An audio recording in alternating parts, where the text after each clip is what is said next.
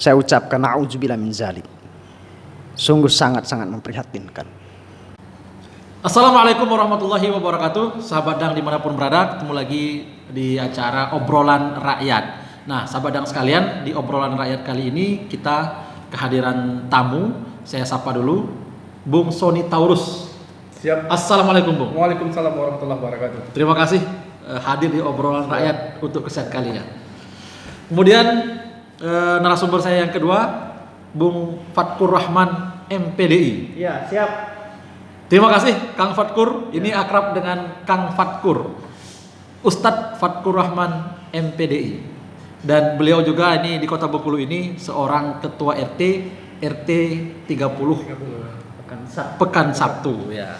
Dan sahabat sekalian, kita masih ingin membahas tentang bagaimana akhir-akhir ini pemberitaan begitu banyak sekali tentang Pemda Kota Bengkulu mengajukan penundaan bayar selama 6 bulan terhitung Juli sampai Desember 2021. Karena Pemda Kota Bengkulu beberapa waktu yang lalu melakukan pinjaman sebesar 150 miliar. Ini angka yang luar biasa.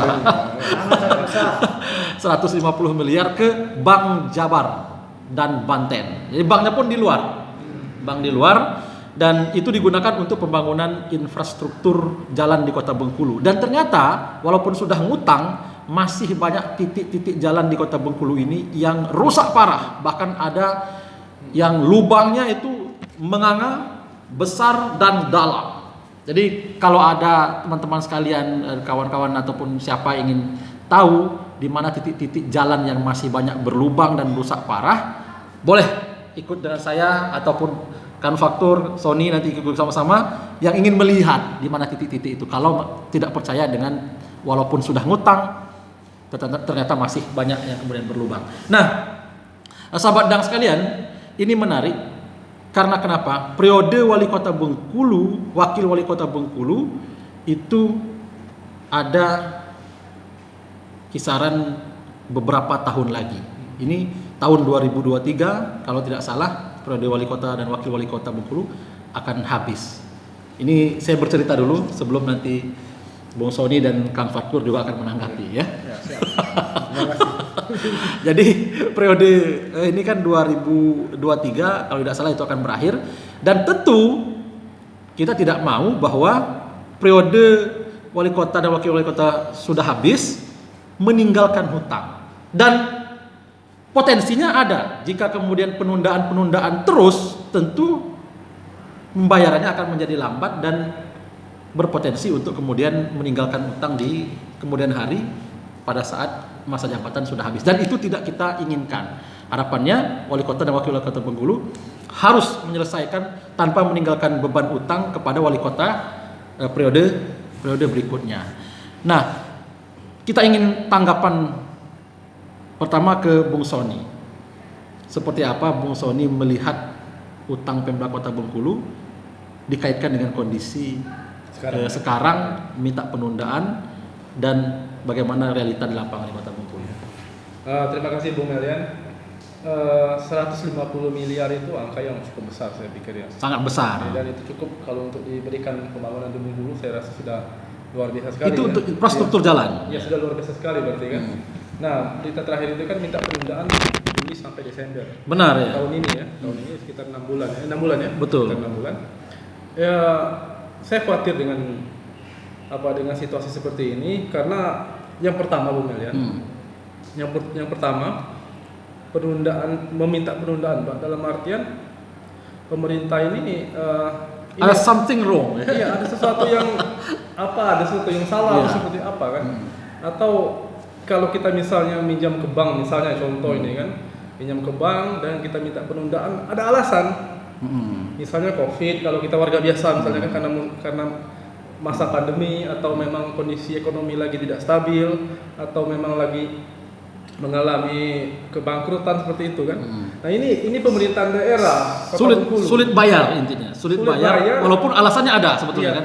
Alasan ada, mau minta penundaan dalam artian ini ada apa di sini kan? Kita mengkhawatirkan jangan sampai ini menjadi berlarut-larut dan memberikan dampak yang apa keberikutnya memberikan dampak buruk. Misalnya ke depan nanti kepemimpinan berikutnya menerima dampak utangnya sendiri. Kalau seandainya ditunda-tunda terus, Kalau kan? ditunda terus. Dan itu tidak kita harapkan. Nah, ditunda juga tentunya kita agak aneh juga kan. Yang kedua, dia mengatakan minta ditunda, tapi pemerintah kota ini menganggarkan juga untuk dana hibah kepada lembaga vertikal di Bengkulu ini kan. Ini jadi sangat agak ironi ya. ya bertolak belakang sepertinya kan, seperti itu kan. Satu sisi minta penundaan bayar ya. minta penundaan bayar. Tapi satu sisi juga Menganggarkan. menganggarkan miliaran juga untuk lembaga vertikal yang sudah ada uangnya. Ini kan agak aneh ini kan. Dan padahal lembaga vertikal itu Nah. kan lembaga yang sudah dijamin oleh Iya, sudah ada APBN. sudah ada keuangan tersendiri. Nah, satu sisi minta penundaan, di satu sisi juga dia menganggarkan miliaran berapa Lembaga miliar itu vertikal. besar Sangat besar ya. kepada lembaga vertikal. Satu sisi juga jalan-jalan di Kota Bengkulu ini masih banyak yang belum di aspal dan belum diperbaiki, Bung Melian. Masih banyak juga. Masih banyak sekali Jadi maksudnya. dalam artian saya pikir ini sangat banyak bertolak belakang sekali. Kita khawatir, Bung Melian. Khawatir ya. Nah, sahabat dang sekalian, sekarang saya ingin tanggapan dari perspektif dari seorang warga Kota Bengkulu, juga seorang ustadz, Kang Fatkur Rahman NPDI, berkaitan dengan hal yang kita sampaikan tadi.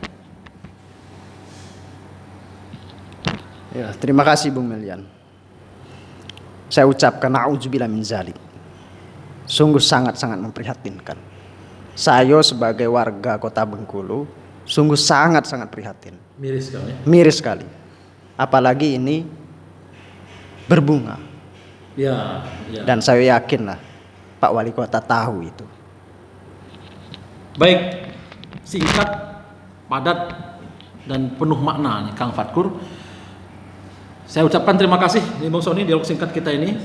Bung Sony Taurus tadi menyorot bagaimana tentang utang Pemda Kota Bengkulu 190 miliar ke Bank Jabar dan Banten dikaitkan dengan Pemda Kota Bengkulu menganggarkan hibah ke lembaga vertikal. Terima kasih Bung Sony Taurus dan sahabat dang sekalian, ya kita berdoa dengan kondisi yang memprihatinkan ini, begitu banyak yang harus dibenahi oleh Pemda Kota Bengkulu. Dan tentu kita berharap semoga sekali lagi bahwa hutang 150 miliar ini bisa diselesaikan di periode ini, di periode Helmi dan Dedi yang akan habis kalau tidak salah itu di tahun 2023 ini bisa diselesaikan pada masa pemerintahannya. Karena kalau tidak diselesaikan akan menjadi warisan ke wali kota dan wakil wali kota berikutnya, dan itu akan menjadi catatan sejarah yang tidak baik. Artinya ada kegagalan manajemen di situ. Ini menjadi tugas wali kota dan wakil wali kota Bengkulu agar menggenjot pembayaran utang bisa kemudian tuntas di masa pemerintahannya. Kita tunggu saja nanti apakah lunas sampai habis jabatannya atau tidak lunas. Terima kasih. Assalamualaikum warahmatullahi wabarakatuh.